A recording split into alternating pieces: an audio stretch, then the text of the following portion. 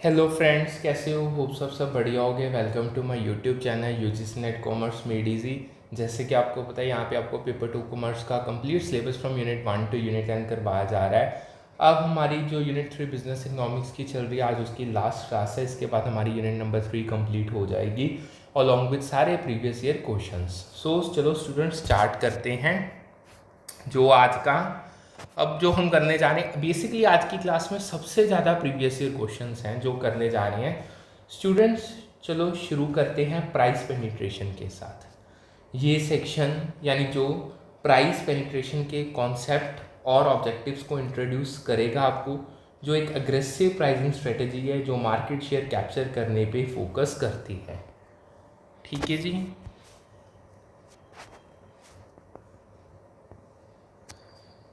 ये competitive markets में rapid growth के डायनामिक्स को समझने के लिए बहुत ज़रूरी है। देखो, प्राइस पेनिट्रेशन में लो इनिशियल प्राइस सेट किया जाता है ताकि लार्ज कस्टमर बेस जल्दी अट्रैक्ट हो, मार्केट शेयर कैप्चर हो, साथ ही इकोनॉमिक्स ऑफ स्केल अचीव किए जाए। ये स्ट्रेटेजी के एग्रेसिव और वॉल्यूम ड्रिवन अप्रोच है जो मार्केट एंट्री और ग्रोथ पे फोकस करती है। ठीक है, होप सो आपको ये क्लियर होगा। अब देखते हैं प्राइस पेनिट्रेशन के ऑब्जेक्टिव जो इस स्ट्रेटजी के स्पेसिफिक गोल्स बताते हैं। सबसे पहला बात करें, कॉम्पिटिटिव मार्केट्स में सिग्निफिकेंट मार्केट शेयर गेन करना। ये स्ट्रेटजी के मार्केट डोमिनेंस का प्राइमरी गोल है। दूसरा, रैपिड अडॉप्शन और ब्रांड लॉयल्टी इनकरेज करना। ये कंज्यूमर बेस एक्सपेंशन और लॉन्ग टर्म कस्टमर रिटेंशन के फोकस को बताता है। तीसरा बात करें, इकोनॉमिक्स ऑफ स्केल अचीव करके लॉन्ग रन कॉस्ट को रिड्यूस करना। ये कॉस्ट एफिशिएंसी के इकोनॉमिक प्रिंसिपल्स हैं जो हाई वॉल्यूम प्रोडक्शन से लिंक्ड हैं। चौथे ऑब्जेक्टिव की बात करें, स्ट्रॉन्ग मार्केट प्रेजेंस इस्टेब्लिश करके कॉम्पिटिटर्स को डेटर करना। ये कॉम्पिटिटिव बैरियर्स के स्ट्रेटेजी क्रिएशन है। ठीक है जी, उसको रिफ्लेक्ट करता है। अब बात करते हैं इसकी मेथडोलॉजी और इम्प्लीमेंटेशन की सेक्शन की, जो प्राइस पेनिट्रेशन के एग्जीक्यूशन प्रोसेस और टेक्निक्स को एक्सप्लेन करता है। ये स्ट्रेटजी के प्रैक्टिकल एप्लीकेशन को आपको क्लैरिफाई करेगा। मेथडोलॉजी सेक्शन प्राइस पेनिट्रेशन के सिस्टमेटिक अप्रोच को डिटेल करता है जो मार्केट एनालिसिस और प्राइसिंग डिसीजन से रिलेटेड है। इसमें सबसे पहले मार्केट एनालिसिस में प्राइस सेंसिटिव सेगमेंट्स को आइडेंटिफाई किया जाता है जिनके पास इलास्टिक डिमांड होती है।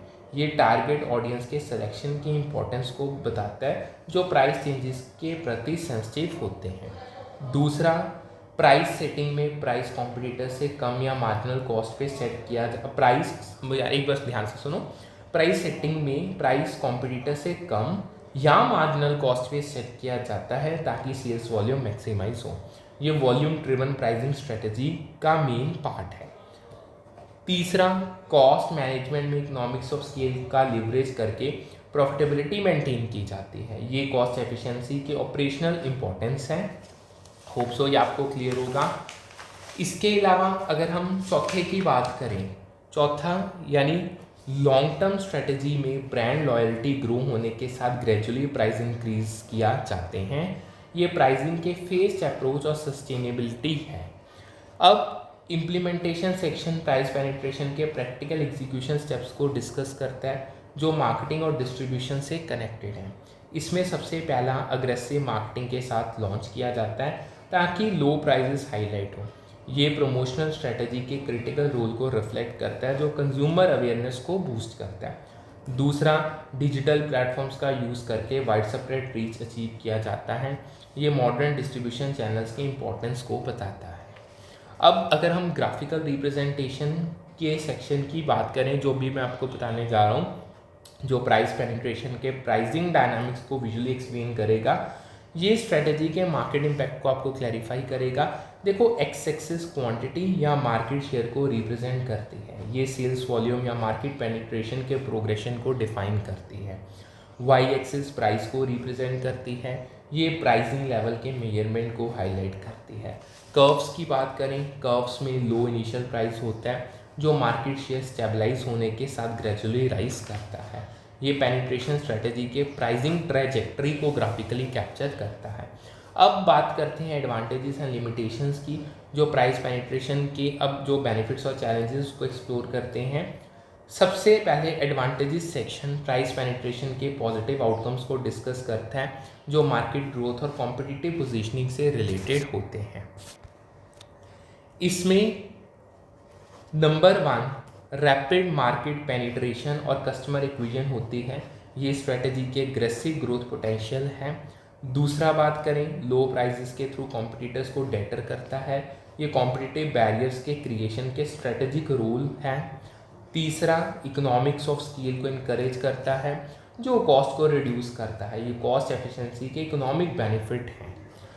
लिमिटेशन सेक्शन प्राइस पेनिट्रेशन के पोटेंशियल ड्रॉबैक्स को हाईलाइट करता है जो फाइनेंशियल और ब्रांडिंग चैलेंजेस से रिलेटेड है। इसमें नंबर 1 लो इनिशियल प्रॉफिट या लॉसेस फाइनेंशियल स्ट्रेन क्रिएट कर सकते हैं। ये शॉर्ट टर्म फाइनेंशियल रिस्क होता है। दूसरा बात करें कॉम्पिटिटर्स के साथ प्राइस वॉर्स का रिस्क होता है। ये अग्रेसिव प्राइसिंग के कॉम्पिटिटिव कॉन्सिक्वेंसेस हैं। तीसरा बात करें लो प्राइस ब्रांड इमेज क्रिएट हो सकती है जो प्रीमियम पोजीशनिंग को चैलेंज करती है। ये लॉन्ग टर्म ब्रांडिंग के पोटेंशियल ड्रॉबैक्स हैं। समझ आ गया? आगे चलते हैं। अब बात करते हैं हम नेक्स्ट हमारा जो है स्टूडेंट्स, चलो शुरू करते हैं पीक लोड प्राइसिंग के साथ। अब ये सेक्शन पीक लोड प्राइसिंग के कॉन्सेप्ट और ऑब्जेक्टिव्स को इंट्रोड्यूस करेगा आपको, जो एक डायनामिक प्राइसिंग स्ट्रेटजी है जो डिमांड फ्लक्चुएशंस और रिसोर्स कंस्ट्रेंट्स के मैनेजमेंट के लिए यूज़ होती है। ये इंडस्ट्रीज में एफिशिएंट रिसोर्स एलोकेशन के डायनामिक्स को समझने के लिए बहुत ज़रूरी है। पीक लोड प्राइसिंग में हाई डिमांड पीरियड्स यानी पीक के दौरान हायर प्राइजेस और लो डिमांड पीरियड यानी ऑफ पीक के दौरान लोअर प्राइजेस चार्ज किए जाते हैं ताकि कैपेसिटी मैनेज हो और रेवेन्यू ऑप्टिमाइज हो, स्पेशली उन इंडस्ट्रीज में जहां रिसोर्सेज फिक्स्ड और डिमांड वेरिएबल होती है। ये स्ट्रेटजी के डिमांड ड्रिवन और रिसोर्स कंस्ट्रेंट नेचर है। अब ऑब्जेक्टिव्स देखते हैं पीक लोड प्राइसिंग के ऑब्जेक्टिव जो स्ट्रेटजी के स्पेसिफिक गोल्स को आउटलाइन करेंगे। सबसे पहला पीक और ऑफ पीक पीरियड्स के बीच डिमांड को बैलेंस करना। ये डिमांड डिस्ट्रीब्यूशन के स्ट्रेटेजिक गोल को रिफ्लेक्ट करता है जो रिसोर्सेज पे स्ट्रेन को कम करता है। दूसरा हाई डिमांड के दौरान कंज्यूमर सरप्लस कैप्चर करके रेवेन्यू को मैक्सिमाइज करना। ये प्राइसिंग पावर के एक्सप्लॉयटेशन को पीक पीरियड्स में बताता है। तीसरा रिसोर्सेज को ऑप्टिमल यूटिलाइजेशन करना, जैसे इलेक्ट्रिसिटी या ट्रांसपोर्टेशन में ये रिसोर्स एफिशिएंसी के ऑपरेशनल इंपॉर्टेंस है। चौथा डिमांड को ऑफ पीक टाइम्स में शिफ्ट करने के लिए इनकरेज करना। ये कंज्यूमर बिहेवियर के स्ट्रेटेजिक मैनेजमेंट है। अब बात करते हैं मेथडोलॉजी एंड इम्प्लीमेंटेशन के सेक्शन की, जो पीक लोड प्राइसिंग के एग्जीक्यूशन प्रोसेस और टेक्निक्स को एक्सप्लेन करेगा आपको। ये स्ट्रेटजी के प्रैक्टिकल एप्लीकेशन को आपको क्लैरिफाई करेगा। Methodology section peak load pricing के सिस्टमेटिक अप्रोच को डिटेल करता है जो डिमांड एनालिसिस और प्राइसिंग डिसीजन से रिलेटेड है। इसमें नंबर 1 डिमांड एनालिसिस में हिस्टोरिकल डाटा का यूज़ करके पीक और ऑफ पीक पीरियड्स आइडेंटिफाई किए जाते हैं। ये डाटा ड्रिवन डिसीजन मेकिंग की इंपॉर्टेंस है। दूसरा प्राइस डिफ्रेंसिएशन में पीक डिमांड के दौरान जब इलास्टिसिटी लो होती है हाई प्राइजेस सेट किए जाते हैं। ये इलास्टिक डिमांड के एक्सप्लॉयटेशन की प्राइसिंग स्ट्रेटजी होती है। तीसरा बात करें कैपेसिटी मैनेजमेंट की, तो कैपेसिटी मैनेजमेंट में रिसोर्सेज को पीक डिमांड मीट करने के लिए एलोकेट किया जाता है बिना ओवर इन्वेस्टमेंट के। ये रिसोर्स एलोकेशन की एफिशिएंसी है। चौथा कंज्यूमर इंसेंटिव्स में ऑफ पीक यूसेज के लिए डिस्काउंट्स ऑफर किए जाते हैं ताकि डिमांड शिफ्ट हो। ये कंज्यूमर बिहेवियर के मैनेजमेंट का रोल होता है। Implementation section peak load pricing के प्रैक्टिकल एग्जीक्यूशन स्टेप्स को डिस्कस करता है जो टेक्नोलॉजी और कम्युनिकेशन से कनेक्टेड है। इसमें नंबर 1 स्मार्ट मीटर्स या डिजिटल प्लेटफॉर्म्स का यूज़ करके डिमांड ट्रैक किया जाता है और डायनामिक प्राइसिंग अप्लाई की जाती है। ये टेक्नोलॉजी ड्रिवन प्राइसिंग की इंपॉर्टेंस है। दूसरा प्राइसिंग स्केड्यूल्स को कंज्यूमर्स के साथ कम्युनिकेट किया जाता है ट्रांसपेरेंसी के लिए। ये कंज्यूमर ट्रस्ट और स्ट्रेटजी इफेक्टिवनेस के रोल होता है। अब देखते हैं ग्राफिकल रिप्रेजेंटेशन जो पीक लोड प्राइसिंग के प्राइसिंग स्ट्रक्चर को विजुअली एक्सप्लेन करती है। ये स्ट्रेटजी के टेम्पोरल प्राइसिंग डायनामिक्स को आपको क्लैरिफाई करेगी। एक्स एक्सिस टाइम को रिप्रेजेंट करती हैं जो पीक और ऑफ पीक पीरियड्स के डिस्टिंक्शन को डिफाइन करते हैं। वाई एक्सिस प्राइस को रिप्रेजेंट करता है, ये प्राइसिंग लेवल के मेजरमेंट्स को बताता है। कर्व्स कर्व एक स्टेप फंक्शन होता है जो पीक पीरियड्स के दौरान हायर प्राइजेस शो करता है। ये पीक लोड प्राइसिंग के डिफरेंशियल प्राइसिंग स्ट्रक्चर को ग्राफिकली बताता है। अब आगे चलते हैं, बात करते हैं एडवांटेजेस और लिमिटेशंस के सेक्शन की, जो पीक लोड प्राइसिंग के बेनिफिट्स और चैलेंजेस को आपको बताएगा। ठीक है, advantages section peak load pricing के पॉजिटिव आउटकम्स को डिस्कस करता है जो रिसोर्स मैनेजमेंट और रेवेन्यू से रिलेटेड है। इसमें सबसे पहले बात करें, रिसोर्सेज का ऑप्टिमल यूज़ होता है जो इंफ्रास्ट्रक्चर पे स्ट्रेन को रिड्यूस करता है। ये ऑपरेशनल एफिशिएंसी के बेनिफिट हैं।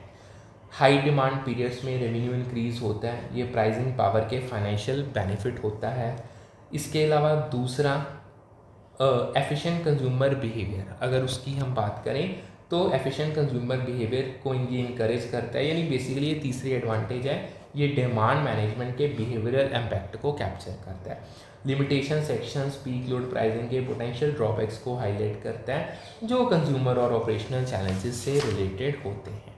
इसमें सबसे पहले पीक पीरियड्स में प्राइस सेंसिटिव कंज्यूमर्स को एलिनेट कर सकता है, ये हाई प्राइसिंग के कंज्यूमर एक्सक्लूजन रिस्क होता है।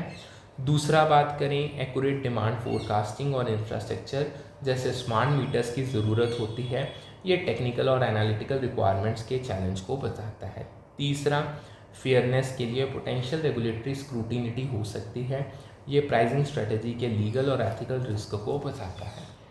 अब यहाँ पे मैं आपको एक प्रीवियस ईयर क्वेश्चन करवाने जा रहा हूँ, additional pricing strategies, additional pricing strategies, इसके रिलेटेड क्वेश्चन है and that is very important one. देखो, जब फर्म ट्रांसपोर्टेशन पे इंक्रीज कॉस्ट इनकर करने को रेडी होती है तो वो faster mode of transport use कर सकती हैं ताकि गुड्स डिजायर्ड वेयर हाउस तक जल्दी पहुंच सकें और इन्वेंट्री कॉस्ट रिड्यूस हो। ये लॉजिस्टिक्स ऑप्टिमाइजेशन के कॉस्ट बेनिफिट ट्रेड ऑफ को रिफ्लेक्ट करता है, ये पेपर में पूछा गया था। अब बात करते हैं प्राइसिंग स्ट्रेटजीज के सेक्शन की, जो वेरियस प्राइसिंग मेथड्स और उनके एप्लीकेशंस को इंट्रोड्यूस आपको करेगा। ये प्राइसिंग के डाइवर्स अप्रोचेस को मैं एक्सप्लोर करने जा रहा हूँ। इसमें सबसे पहले रैमसे प्राइसिंग में price deviations from marginal cost product की प्राइस इलास्टिसिटी के इन्वर्सनली प्रोपोर्शनल होने चाहिए। ये ऑप्टिमल प्राइसिंग के इकोनॉमिक प्रिंसिपल को बताता है जो एफिशिएंसी और वेलफेयर मैक्सिमाइजेशन पे फोकस करता है। ठीक है जी। इसके अलावा अगर हम बात करें नेक्स्ट, कॉस्ट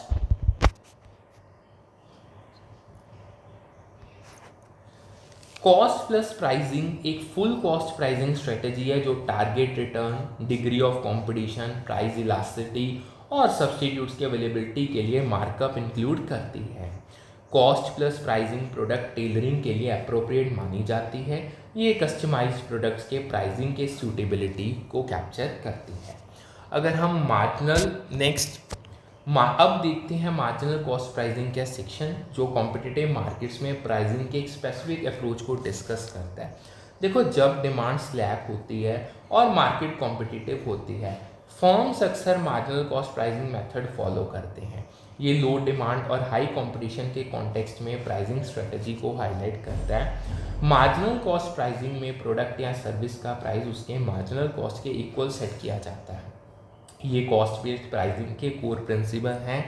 मार्जिनल कॉस्ट एक additional unit of output produce करने से इनकर्ड एडिशनल कॉस्ट को रेफर करता है। ये कॉस्ट स्ट्रक्चर के इंक्रीमेंटल नेचर को क्लैरिफाई करता है। प्राइस को मार्जिनल कॉस्ट के इक्वल सेट करके फर्म्स एडिशनल यूनिट्स प्रोड्यूस करने के वेरिएबल कॉस्ट कवर करने और फिक्स्ड कॉस्ट और ओवरहेड्स के टुवर्ड्स मैक्सिमम कंट्रीब्यूशन अचीव करने का एम रखती हैं। कॉम्पिटिटिव मार्केट में स्लैक डिमांड के साथ फर्म्स को एक्सेस सप्लाई या वीक डिमांड की वजह से प्राइसेस पे डाउनवर्ड प्रेशर फेस करना पड़ सकता है। मार्केट शेयर मेंटेन करने और कस्टमर्स अट्रैक्ट करने के लिए firms marginal cost pricing strategy opt कर सकती हैं। ये प्राइसिंग मेथड फर्म्स को कॉम्पिटिटर्स के कंपैरिजन में लोअर प्राइसेस ऑफर करके कॉम्पिटिटिव रहने देता है। Marginal cost pricing perishable goods या सर्विसेज वाली इंडस्ट्रीज में पर्टिकुलरली रेलेवेंट हो सकता है, जहां अनयूज्ड कैपेसिटी या इन्वेंट्री को फ्यूचर पीरियड्स में कैरी फॉरवर्ड नहीं किया जा सकता। मार्जिनल कॉस्ट पे प्राइसिंग करके फर्म्स कुछ रेवेन्यू जनरेट कर सकती हैं और वेरिएबल कॉस्ट कवर कर सकती हैं इंस्टेड ऑफ एक्सेस यूनिट्स ना बेचने से कंप्लीट लॉस इनकर करने की। ये नोट करना ज़रूरी है कि marginal cost pricing long term में सस्टेनेबल नहीं हो सकती क्योंकि ये फिक्स्ड कॉस्ट कवर नहीं करती और फर्म के लिए सफिशेंट प्रॉफिट जनरेट नहीं करती, लेकिन शॉर्ट टर्म में ये फर्म को स्लैक डिमांड के पीरियड से नेविगेट करने और मार्केट प्रेजेंस मेंटेन करने में हेल्प कर सकती है। होप सो ये आपको क्लियर होगा। अब यहाँ पे ना एक प्रीवियस क्वेश्चन आया है, sequence of pricing strategies for product life cycle, important one. अब ये क्वेश्चन हम करने जा रहे हैं। देखो अब देखते हैं सीक्वेंस ऑफ प्राइसिंग स्ट्रेटेजीज के सेक्शन को, जो न्यू प्रोडक्ट के लाइफ साइकिल के लिए प्राइसिंग और प्रैक्टिसेस के सीक्वेंस को आउटलाइन करता है जब कोई क्लोज सब्स्टिट्यूट्स नहीं होते। सबसे पहला स्कीमिंग प्राइसिंग में इनिशियली जब न्यू प्रोडक्ट मार्केट में इंट्रोड्यूस होता है और कोई क्लोज सब्स्टिट्यूट अवेलेबल नहीं होता तो स्कीमिंग प्राइसिंग स्ट्रेटजी इंप्लीमेंट की जाती है। ये अर्ली स्टेज प्रीमियम प्राइसिंग के सूटेबिलिटी है या उसके लिए बिल्कुल सूटेबल है। इसमें रिलेटिवली हाई प्राइस सेट किया जाता है ताकि अर्ली अडॉप्टर्स और प्रीमियम पे करने वाले कस्टमर्स कैप्चर हो सके। प्रोडक्ट जब मार्केट में ट्रैक्शन और एक्सेप्टेंस गेन करता है तो प्राइस को ग्रेजुअली इंक्रीज किया जा सकता है। ये स्ट्रेटेजी प्रोडक्ट की यूनिकनेस और उसके जनरेट किए डिमांड का एडवांटेज लेती है। प्रोडक्ट लाइफ साइकिल के ग्रोथ फेज में कंटिन्यूस प्रोडक्ट इंप्रूवमेंट्स किए जा सकते हैं ताकि फीचर्स और परफॉर्मेंस इन्हेंस हो। इसके अलावा मार्केट सेगमेंटेशन एम्प्लॉय किया जा सकता है ताकि स्पेसिफिक कस्टमर सेगमेंट्स टारगेट हों और मार्केट एफर्ट्स अकॉर्डिंगली टेलर किए जा सकें। अब बात करते हैं हम प्रोडक्ट इम्प्रूवमेंट के सेक्शन की। ये तो मैंने आपको बता दिया सीक्वेंस में सबसे पहले, इसमें फिर आता है प्रोडक्ट इम्प्रूवमेंट। इसको अब डिस्कस करते हैं। देखो अब जो प्रोडक्ट इम्प्रूवमेंट का सेक्शन है जो कंज्यूमर इनकम चेंजेस के कॉन्टेक्स्ट में प्रोडक्ट स्ट्रेटजीज को डिस्कस करता है। देखो राइजिंग कंज्यूमर इनकम सिनेरियो में लो इनकम इलास्टिक प्रोडक्ट्स के लिए बिजनेस फर्म्स के preferred decision choices product improvement होंगे। जब कंज्यूमर इनकम राइज करती है तो उनकी परचेजिंग पावर बढ़ती है और वो इम्प्रूव्ड या हायर क्वालिटी प्रोडक्ट्स पे ज़्यादा स्पेंड करने को विलिंग हो सकती है। इस डिमांड को केटर करने के लिए बिजनेस क्वालिटी, फीचर्स और परफॉर्मेंस इन्हांस करने पे फोकस करेगा ताकि हायर इनकम वाले कंज्यूमर्स अट्रैक्ट हो सके। जब कॉम्पिटिटर्स मार्केट में एंटर करते हैं या सब्स्टिट्यूट्स अवेलेबल हो जाते हैं तो सेल्स रिटेन करने और कॉम्पिटिटिव रहने के लिए प्राइसेस को ग्रेजुअली रिड्यूस करना ज़रूरी हो सकता है। ये स्ट्रेटजी मार्केट शेयर मेंटेन करने और कस्टमर एट्रिशन को प्रिवेंट करने में हेल्प करती है। प्रोडक्ट लाइफ साइकिल के लेटेस्ट स्टेजेस में जब मार्केट सैचुरेटेड हो जाती है या प्रोडक्ट ऑब्सोलेट हो जाता है तो लार्ज प्राइस कट्स इंप्लीमेंट किए जा सकते हैं ताकि डिमांड स्टिमुलेट हो और कस्टमर्स को प्रोडक्ट फेज आउट होने से पहले परचेज करने के लिए इनकरेज किया जा सके। ठीक है जी। अब बात करते हैं कैप्टिव प्रोडक्ट प्राइसिंग के सेक्शन की, जो एक यूनिक प्राइसिंग स्ट्रेटजी को डिस्कस करता है जो कॉम्प्लीमेंट्री प्रोडक्ट से लिंक्ड है। यानी अब हम करने जा रहे हैं कैप्टिव प्रोडक्ट प्राइसिंग। देखो ये एक स्ट्रेटजी को रेफर करता है जहां मैन्युफैक्चरर्स मेन प्रोडक्ट्स को रिलेटिवली लो कॉस्ट पे प्राइस करते हैं जबकि कॉम्प्लीमेंट्री या कंज्यूमेबल प्रोडक्ट्स पे हायर मार्कअप सेट करते हैं। Objective lower priced main product से कस्टमर्स अट्रैक्ट करना और एसोसिएटेड प्रोडक्ट्स की सेल्स के थ्रू प्रॉफिट जनरेट करना है जो मेन प्रोडक्ट के कंटिन्यूड यूज या फंक्शनैलिटी के लिए एसेंशियल होता है। होप सो ये आपको क्लियर होगा। अब आगे चलते हैं, जो नेक्स्ट हमारा आता है वो है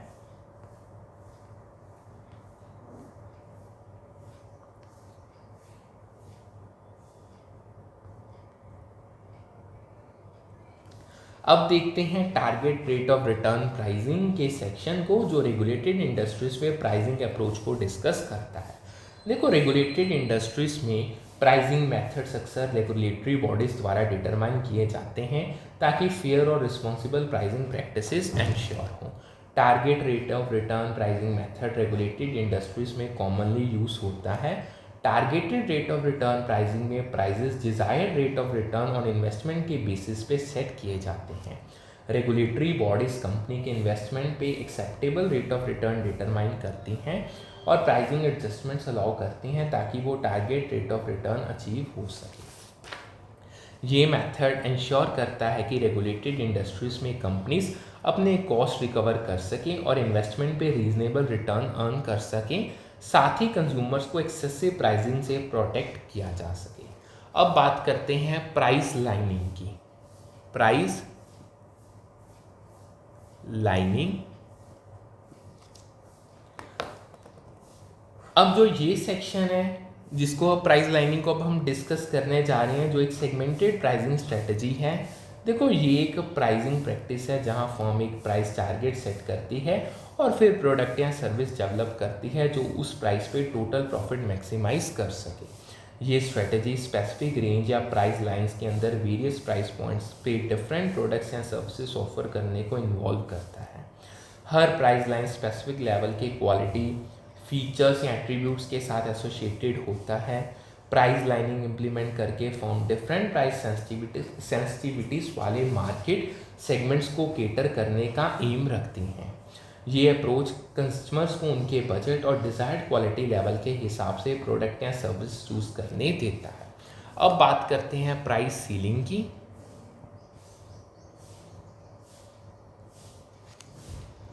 देखो, अब देखते हैं प्राइस सीलिंग के सेक्शन को जो गवर्नमेंट इम्पोज्ड प्राइस रिस्ट्रिक्शंस को डिस्कस करेगा। इक्विलिब्रियम प्राइस से नीचे प्राइस सीलिंग के पॉसिबल आउटकम्स नीचे दिए गए हैं या जो मैं अभी आपको बताने जा रहा हूँ। सबसे पहला है ब्लैक मार्केटिंग में जब प्राइस सीलिंग इक्विलिब्रियम प्राइस से नीचे सेट किया जाता है तो सेलर्स के लिए हायर प्राइजेस पे गुड्स बेचने के लिए ब्लैक मार्केटिंग या इलीगल मार्केट एक्टिविटीज़ में इंगेज करने का इंसेंटिव क्रिएट होता है। कमोडिटी, दूसरा, कमोडिटी शॉर्टेज में इक्विलिब्रियम प्राइस से नीचे प्राइस सीलिंग सेट करने से कमोडिटी का शॉर्टेज हो सकता है क्योंकि आर्टिफिशियली लो प्राइस पे क्वांटिटी डिमांडेड क्वांटिटी सप्लाई से एक्सीड करती है। ठीक है जी। अब थोड़ा सा प्राइस सीलिंग के कॉन्सेप्ट को एक बार दोबारा थोड़ा समझते हैं जो गवर्नमेंट इंटरवेंशन के स्पेसिफिक्स को क्लैरिफाई करेगा। देखो, ये गवर्नमेंट इम्पोज्ड लिमिट है जो किसी पर्टिकुलर कमोडिटी या सर्विस के लिए मैक्सिमम प्राइस चार्ज करने पे लगाई जाती है।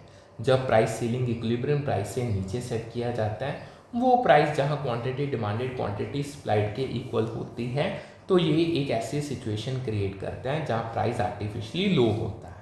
जब प्राइस सीलिंग इक्विलिब्रियम प्राइस से नीचे होता है तो ये अक्सर कमोडिटी के शॉर्टेज का कॉज बनता है। ये इसीलिए होता है क्योंकि आर्टिफिशियली लो प्राइस पे क्वांटिटी डिमांडेड प्रोड्यूसर्स द्वारा सप्लाइड क्वांटिटी से एक्सीड करती है जो इस प्राइस पे कमोडिटी प्रोड्यूस और सेल करना अनप्रॉफिटेबल मानती है। प्राइस सीलिंग की वजह से शॉर्टेज के कॉन्टेक्स्ट में ब्लैक मार्केटिंग बिल्कुल करेक्ट आंसर था क्योंकि ये एक प्रीवियस ईयर क्वेश्चन था।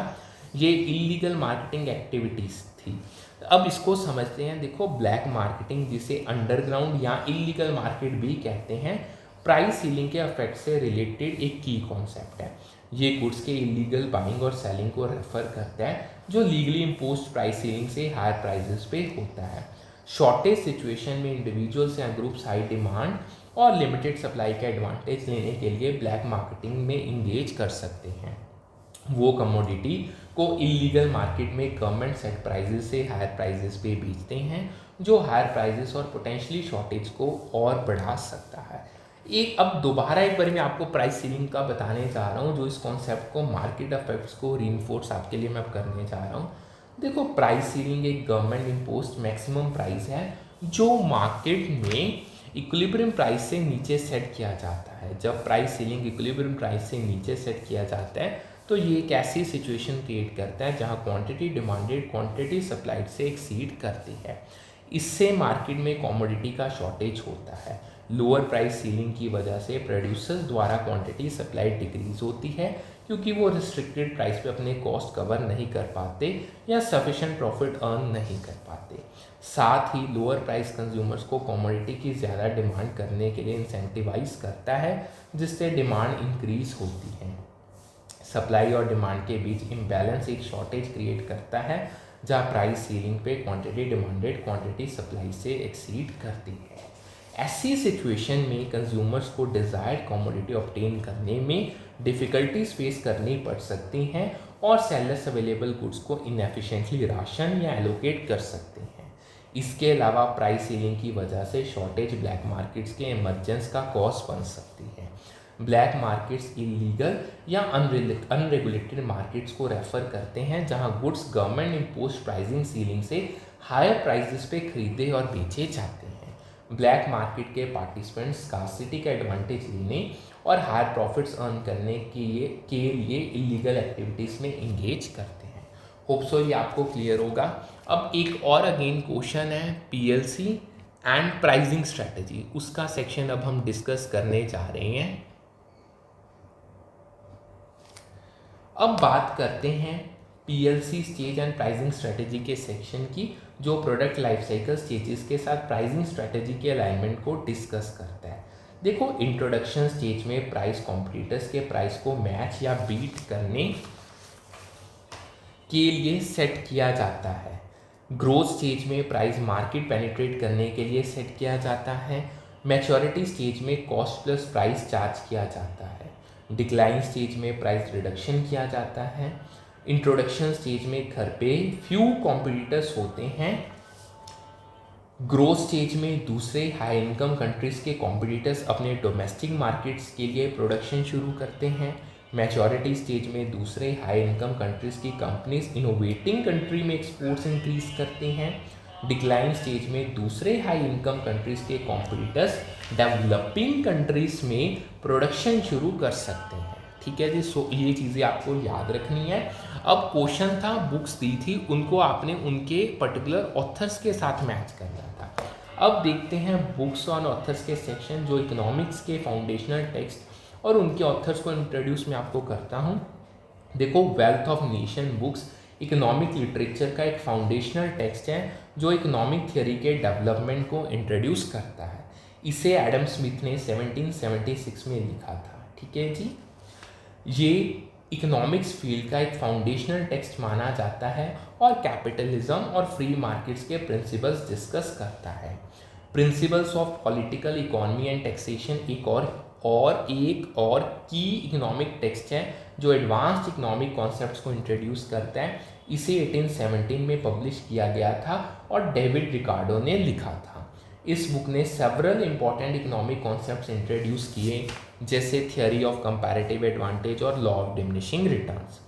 प्रिंसिपल ऑफ पॉपुलेशन एक सिग्निफिकेंट टेक्स्ट है, जो पॉपुलेशन डायनामिक्स और इकोनॉमिक इम्प्लीकेशंस को डिस्कस करता है। इसे 1798 में पब्लिश किया गया था और थॉमस माल्थस ने लिखा था। इस बुक में माल्थस ने अपनी थ्योरी प्रपोज की कि पॉपुलेशन ग्रोथ इवेंचुअली सब्सिस्टेंस के मीन से आगे निकल जाएगी, जिससे नेगेटिव कॉन्सिक्वेंसेस जैसे फैमाइन और पॉवर्टी होंगे। ठीक है जी, अब एक और क्वेश्चन करते हैं, that is related to Das capital.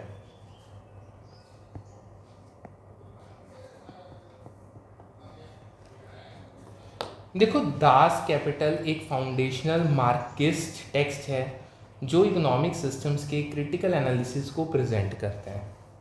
इसे कार्ल मार्क्स ने लिखा था और 1867 में पब्लिश किया गया था। ये मार्क्सिस्ट इकोनॉमिक्स का फाउंडेशनल वर्क है और capitalist mode of production, labour exploitation और क्लास स्ट्रगल का एनालिसिस करता है। अब नेक्स्ट ना एक क्वेश्चन आया था, that is of topic snob effect.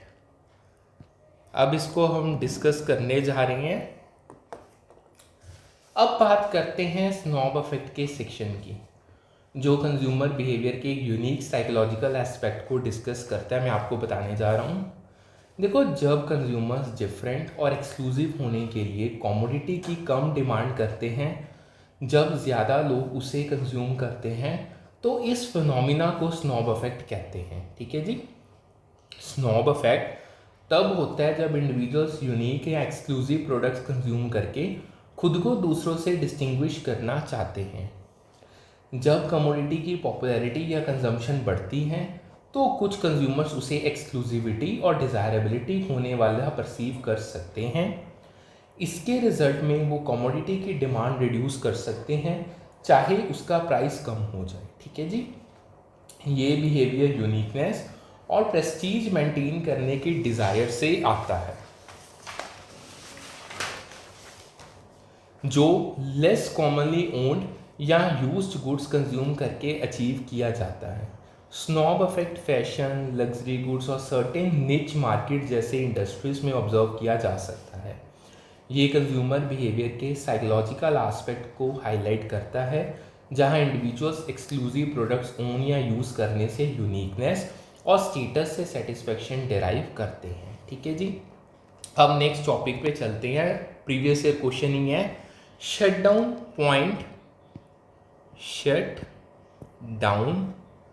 Point of a multi commodity firm.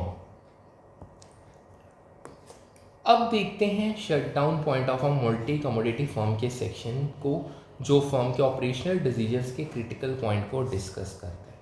Multi commodity firm का shut down point short run में एवरेज वेरिएबल कॉस्ट और एवरेज मार्जिनल रेवेन्यू के कंपैरिजन से डिटरमाइन होता है। इसलिए अब जो फैक्टर्स मैं बताने जा रहा हूँ वो शट डाउन पॉइंट डिटरमाइन करने के लिए सफिशेंट हैं, जो पेपर में पूछे गए थे।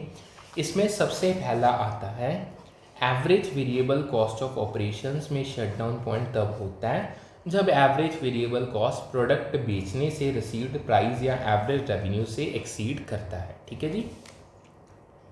दूसरा, एवरेज मार्जिनल रेवेन्यू रिसीव्ड में शट डाउन पॉइंट तब होता है जब average marginal revenue average variable cost से नीचे जाता है।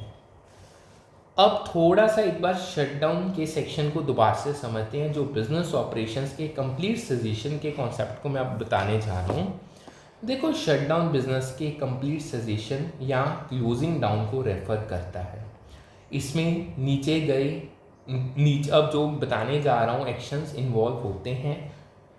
सबसे पहला, नो बाइंग और सेलिंग में जब बिजनेस शटडाउन होता है तो वो कोई बाइंग या सेलिंग एक्टिविटीज़ में इंगेज नहीं करता। ठीक है जी। दूसरा, नो मैन्युफैक्चरिंग में बिजनेस के प्रोडक्शन और मैन्युफैक्चरिंग एक्टिविटीज़ कंप्लीटली हॉल्ट हो जाते हैं। तीसरा, एसेट्स को सेल या डिस्पोज करना में जब बिजनेस शटडाउन होता है तो उसके एसेट्स टिपिकली सेल या डिस्पोज किए जाते हैं ताकि रिमेनिंग ऑब्लिगेशन सेटल हो या ओनर्स को कैपिटल रिटर्न किया जा सके। चौथे की बात करें, कैपिटल को ओनर्स को रिटर्न करने में शटडाउन के बाद कोई भी रिमेनिंग कैपिटल बिजनेस के ओनर्स को रिटर्न किया जाता है। ठीक है जी। जब बिजनेस द्वारा जनरेटेड रेवेन्यू उसके वेरिएबल कॉस्ट से कम होता है तो ये इंडिकेट करता है कि बिजनेस अपने वेरिएबल एक्सपेंसेस कवर नहीं कर रहा और लॉसेस इनकर कर रहा है। ऐसी सिचुएशन में ऑपरेशन शटडाउन करना इकोनॉमिकली वाइज हो सकता है ताकि फर्दर लॉसेस मिनिमाइज हो सके। ठीक है जी। अब एक क्वेश्चन करने जा रहे हैं that is related to equilibrium price.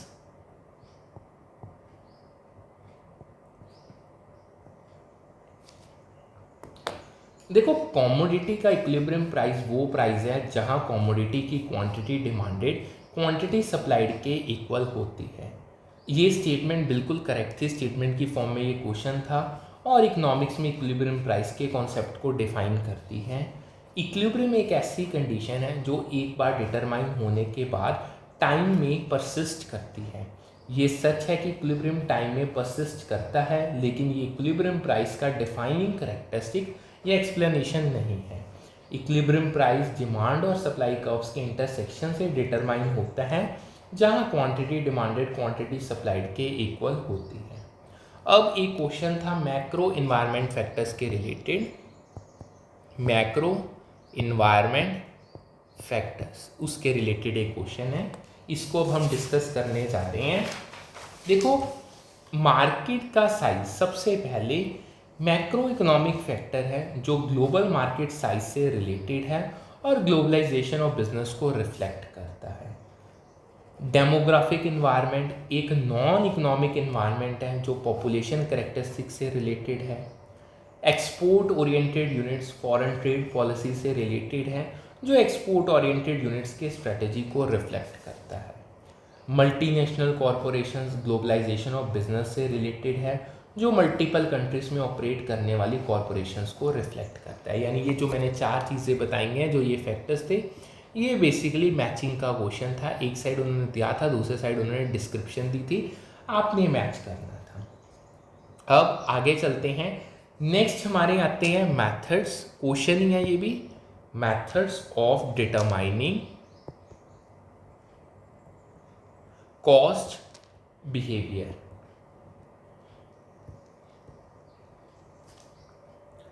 देखो, कॉस्ट बिहेवियर डिटरमाइन करने के मेथड्स अब मैं आपको बताने जा रहा हूँ। सबसे पहला high and low point method में डिफरेंट एक्टिविटी लेवल्स पे कॉस्ट का एनालिसिस करके उनका बिहेवियर डिटरमाइन किया जाता है। इसके अलावा सेकंड लीस्ट स्क्वेयर मेथड एक स्टैटिस्टिकल मेथड है जो कॉस्ट और एक्टिविटी लेवल्स के बीच रिलेशनशिप डिटरमाइन करता है। तीसरा अकाउंटिंग या एनालिटिकल अप्रोच में कॉस्ट कंपोनेंट्स और उनके रिलेशनशिप्स का एनालिसिस करके कॉस्ट बिहेवियर डिटरमाइन किया जाता है। ये 3 मेथड्स हैं। अब एक क्वेश्चन था नीति आयोग के रिलेटेड, नीति आयोग।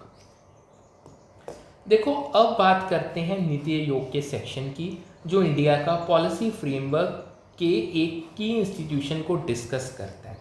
ये इंडिया में एक पॉलिसी थिंक टैंक और गवर्नमेंट इंस्टीट्यूशन है।